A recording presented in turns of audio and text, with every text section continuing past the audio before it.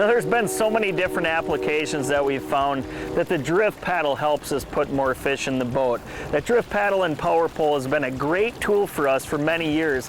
And a lot of times it's going to be in situations where you use a drift sock. You know, maybe you're fishing open water fish with spinners and you want to go real slow, but you have a big wind behind you. It just slows you down. But there's a situation here that I want to talk about as well that we've found where it works really well. It's basically using it almost as a rudder, where you're going to be in a river, pulling upriver, pulling against the current. But you're going to have a lot of times where the wind might be blowing from the back of the boat to the front too. And the first thing that your boat wants to do is spin. So by using that power pole and the drift paddle, it actually acts as a rudder, keeping pressure on the back of the boat so it can't spin as easy. So you can stay on the brake that you want to stay on. So just another great application for the drift paddle that most people wouldn't think of to help you put more fish in the boat throughout the day.